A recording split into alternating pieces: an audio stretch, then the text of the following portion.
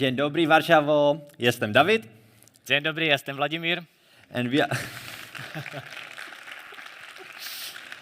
And the first thing we did when we got invited to this conference was to look at the speakers list, our colleagues, and we were like, fuck, because what an amazing list we have got and what an amazing experience we have had over the past 2 days. Because when I looked at some of the speakers, I saw that they have decades of experience in marketing. Yeah?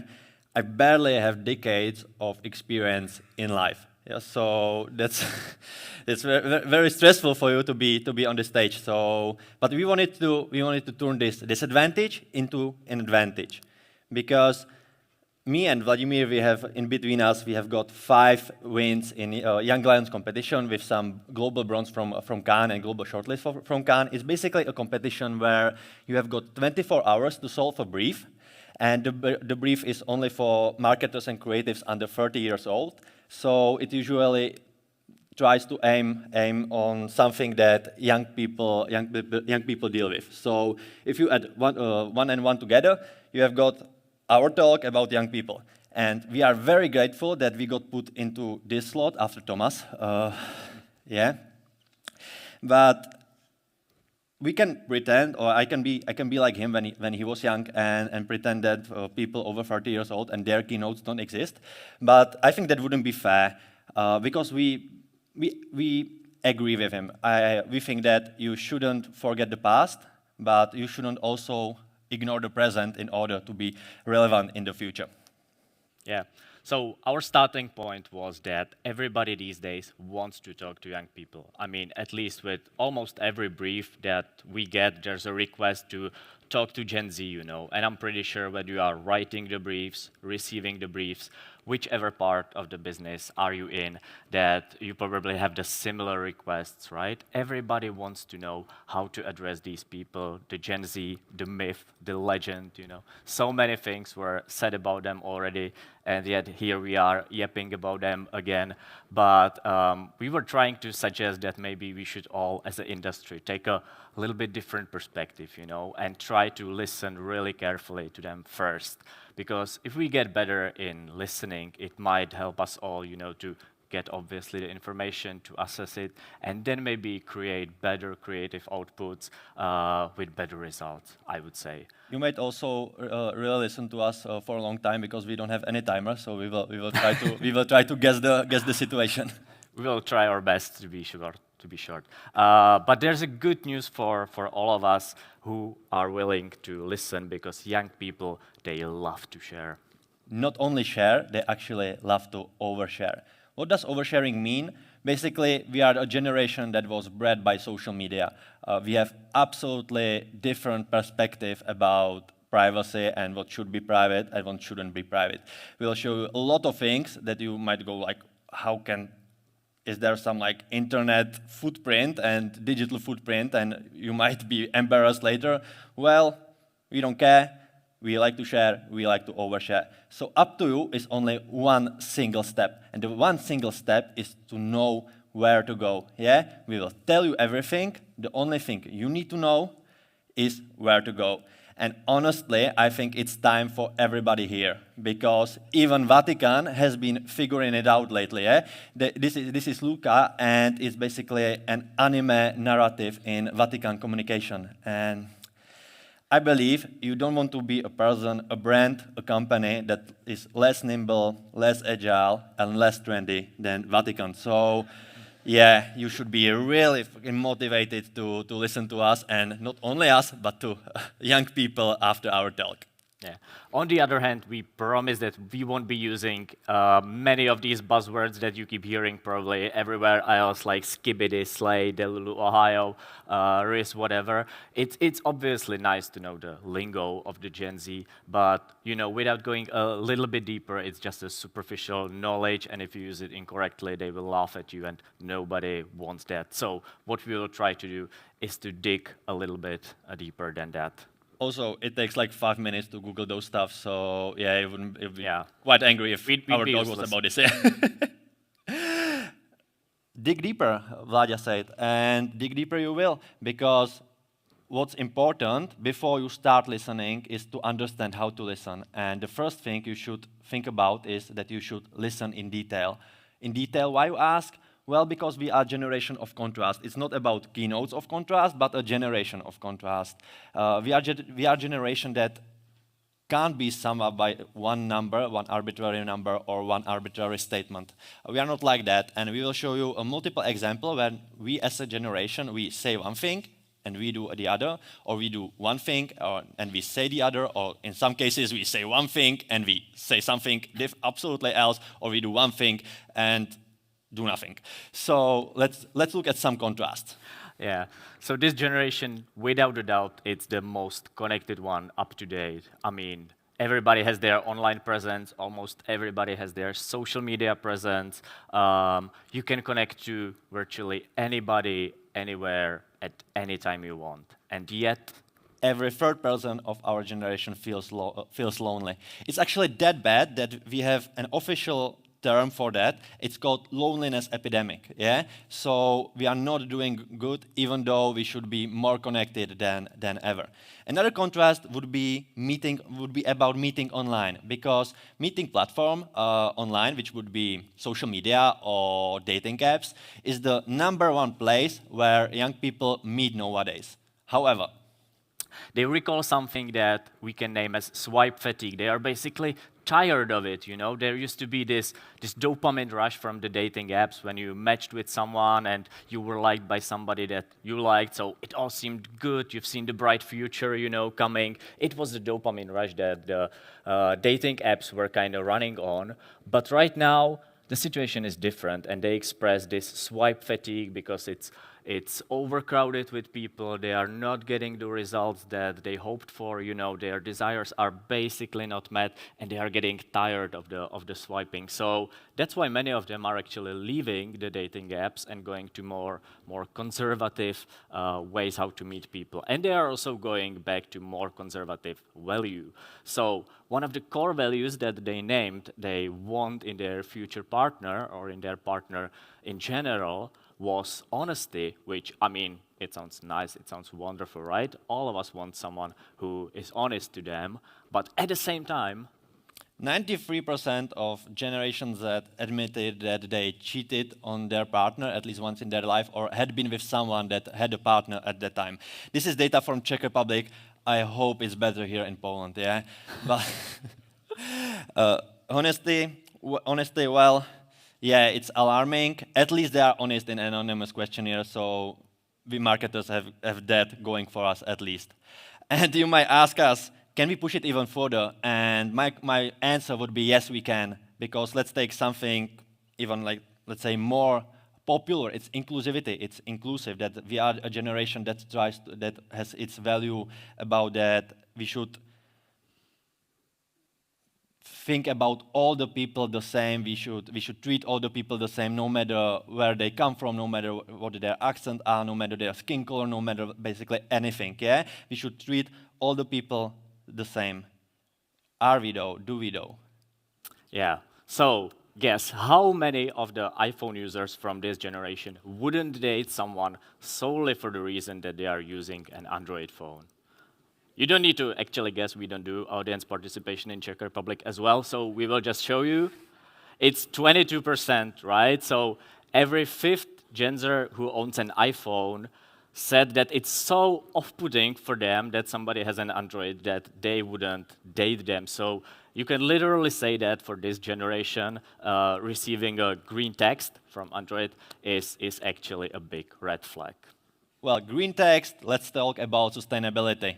I think it's no wonder that majority of our generation think they are concerned about the state of our planet. Yeah, no wonder we are the generation that's gonna live the longest here. We are concerned. Do we act on it?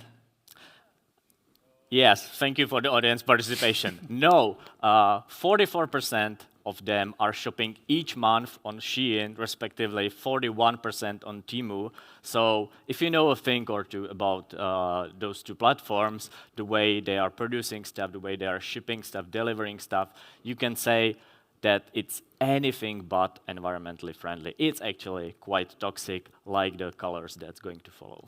Oh, yeah, but let's take it a bit lighter. I think everybody knows, or maybe has at least seen this color, this green, and the name Brad Summer. Brad Summer. It was labeled last summer. It was the summer that everything was allowed. You could go as crazy as you wanted. You could go as feral as you wanted. You don't need to be, or you didn't need to be worried about judgment. It was the summer that it was the time to go absolutely bananas. And it was like a big trend because the word bread was, by Collins Dictionary, announced as a word of the year. And yet the very following trend this autumn, the very mindful, very demure, pretty much being the absolutely opposite of it, meaning being humble and respectful and whatever. It also won the word of the year, but by a different organization, dictionary.com. So which one of them is more believable? I don't know, but we find it very funny, and I know we promised you we won't be talking much about these buzzwords, but we found it really funny to illustrate the contrast on a thing that two trends that are directly opposite each other, two words that are directly opposite each other, actually won the same award because they were so important for the culture. So, yeah, if we made it a little bit confusing up until now, let us confuse it even a little bit more and talk about how important is listening in context, because some of the things aren't what they used to be and they mean different stuff now. Let's talk about emojis, because emojis are basically an expression of our emotion. And yeah, we are not playing trickery right now. This is a smiling emoji, and you don't need to be worried. Of course, it means that it's a positive emoji, it means laughing and so on. Yeah, this emoji means basically the same. It's a skull emoji. It basically means that I laughed so hard that I died.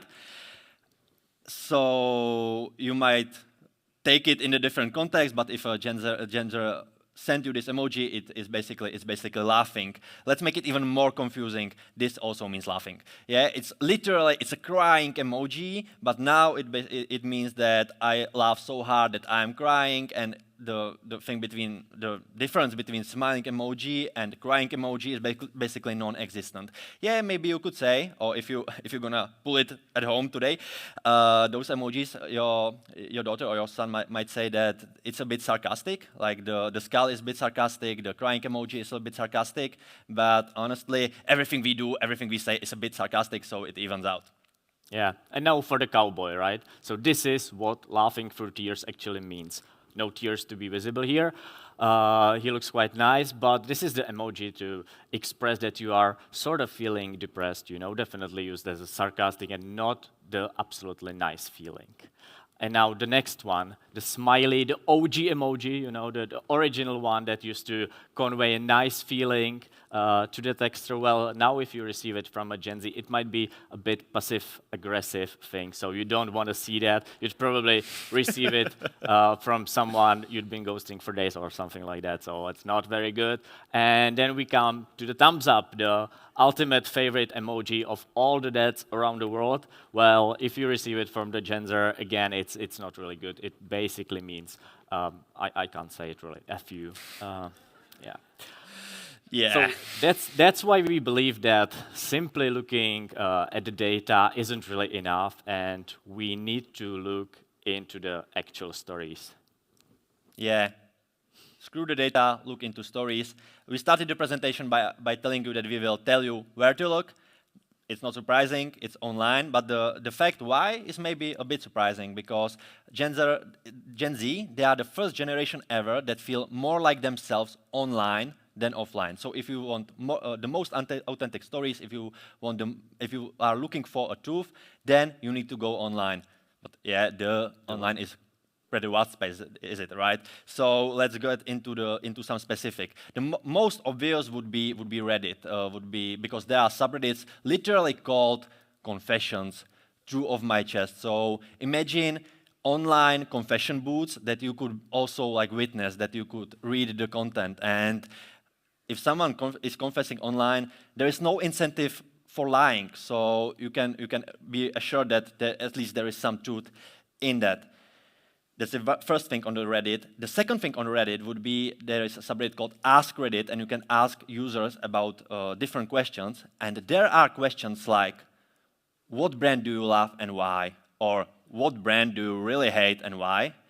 And trust me, there are thousands or tens of thousands of answers, and if you go through them, you will learn more than in any branding book I have ever read.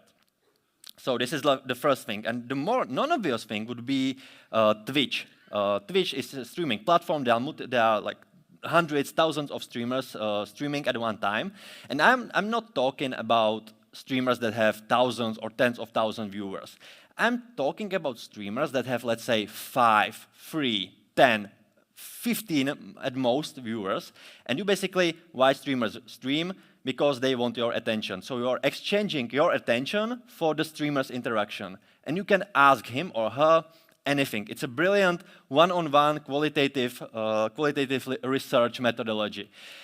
And it's also based on some psychological data, because we are told that if you want to hear the truth, give the person to do something with their hands. And there is no better thing than gaming. So you have one-on-one qualitative interview at no cost. You are just exchanging your attention, and you will probably hear a truth or like unfiltered answers.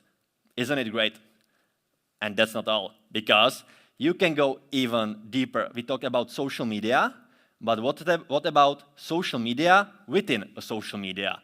Like gym talk within a TikTok. It's a TikTok just focused around the subculture of fitness, around the subculture of gym.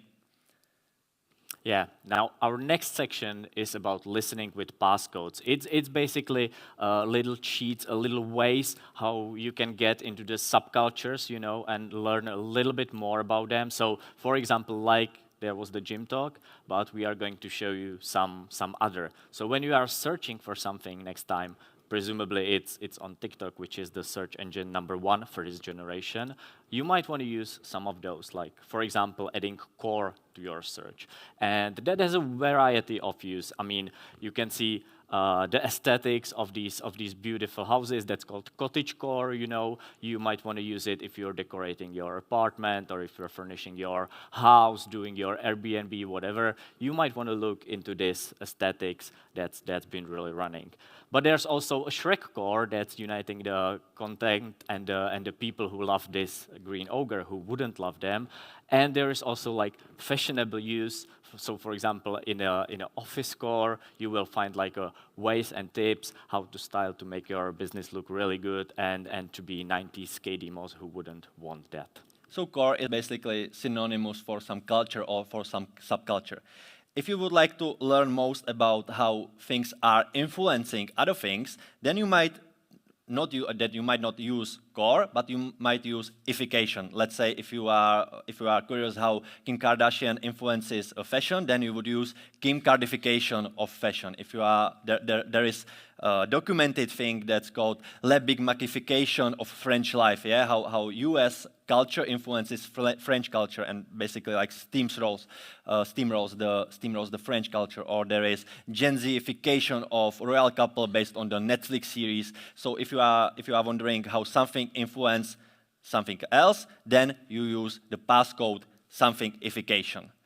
If you are wondering how people are optimizing things in a specific niche or in a specific subculture, then you would use the passcode maxing. If you are trying to learn more about, let's say, gym or exercising, then you would use gym maxing. If you are trying to learn something more about how to improve your look, then looks maxing. If you are trying, there is study maxing, there is skincare maxing, there's everything that could be optimized could be called something maxing.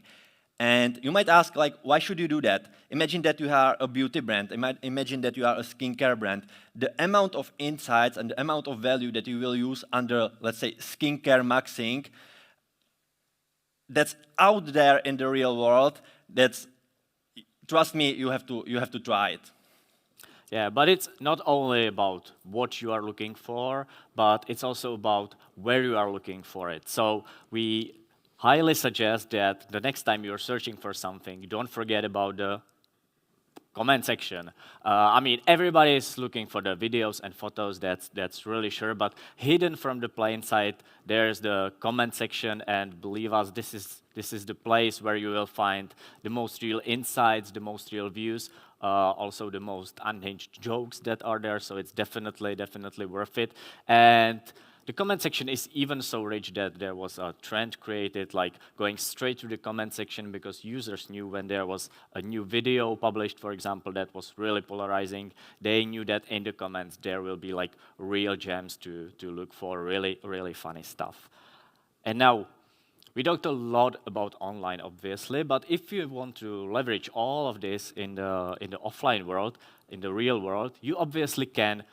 For example, with something like street interviews. I'm pretty sure you've seen these because they are everywhere now. It's nothing new. It's quite old, but it's been booming like crazy recently because, once again, it's a great way how to get insights and views from the real people, and at the same time, it's a great way how to create a content that's authentic, that can be really funny if you make a creative edit, and that costs you next to nothing to make it. So that's what everybody pretty much wants. Honestly, if we want to do it old school with like a desk and a sheet of paper and a pencil and just ask young people on the street, you will probably get a police called on you. So we recommend this methodology way more. Yeah, don't forget the mic. Yeah, and a camera. And our last question would be: do you want to go even deeper? That's what he said. And so our question is, our answer is: look behind the memes, because memes or trends, they are not just entertainment. They are a mirror of how people behave, how people think, how people react. Yeah, and isn't it what all marketers or all market researchers are trying to find out? So if you start understanding how the memes originated, why is it shared, why people adapt to it, because meme needs to kind of be rolling across the culture, and if you will understand the popularity behind the meme, then you might find some underlying social dynamics, then you might find some underlying social truth that you would otherwise maybe oversee. So let's look at some truths that you might find just by understanding some trend, just by understanding some meme. The first truth would be that if you are curious about real life, you just want some raw perspective, some raw stories about life, then look into the influencing. The influencing is a trend where people are trying to give you the most raw comment, or the most, they are like the rawest witnesses of their own life. No glamour, just straight truth. Look at it, trust us. Oh, the other thing that you might be wondering about, because this is very important, is what young people fear. And then just TikTok it, something.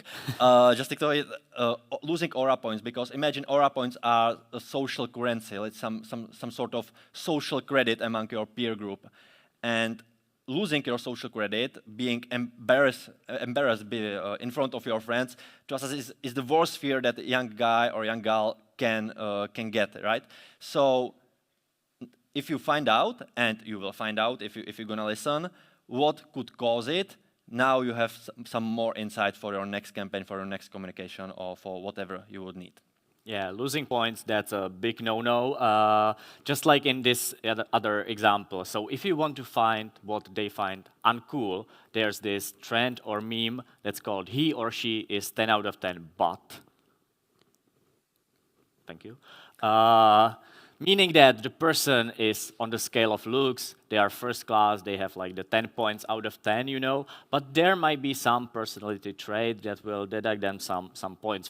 So for example, in this TikTok, it was a girl asking the guy, so she's 10 out of 10, but she claps every time the plane lands. And let me tell you, that's pretty common Czech personality trait, so we wouldn't score very well.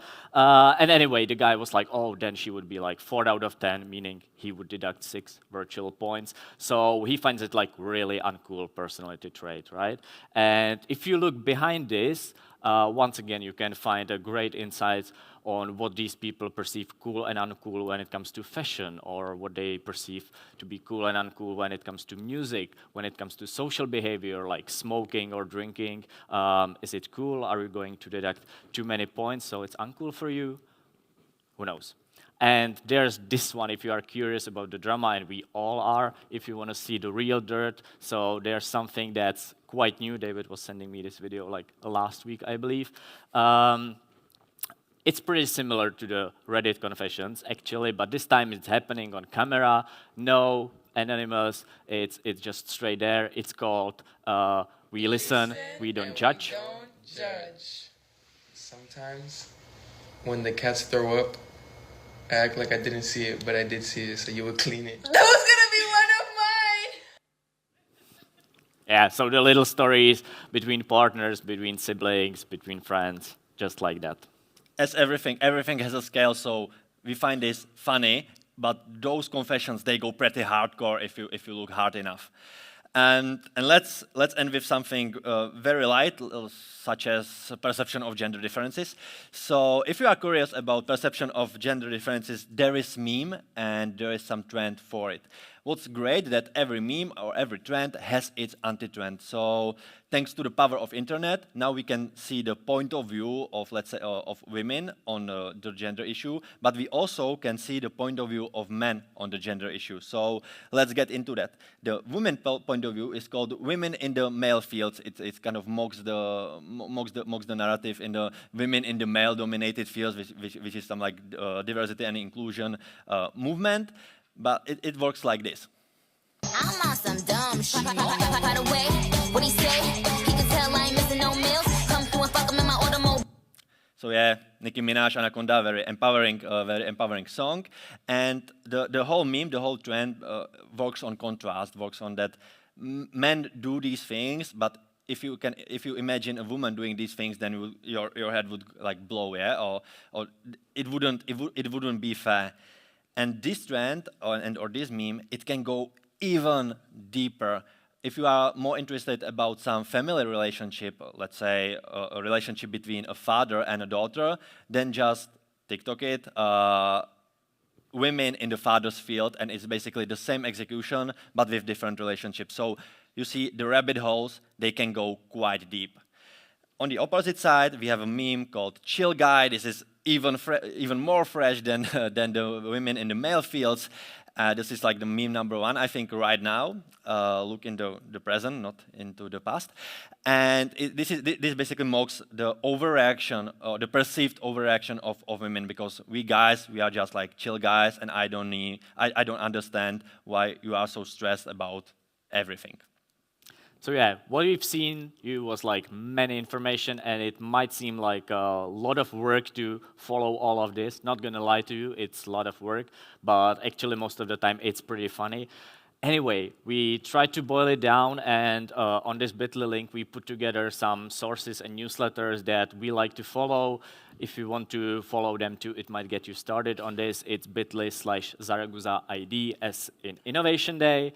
And for the future, you don't need to be worried at all, because once you start going this rabbit hole of the Gen Z content, the algorithms, they will grasp you and they will keep you there, so you are secured for the future. Yeah, once you act like a Gen Z, it will keep feeding you the content that it would for normal Gen Z. So be pretty good at your infiltration, and it will pay the dividends. So if you should sum up, these are our advices. Stories, no data, learn the passcodes, and look behind the memes. Yeah, that's pretty much it. Thank you for bearing with us.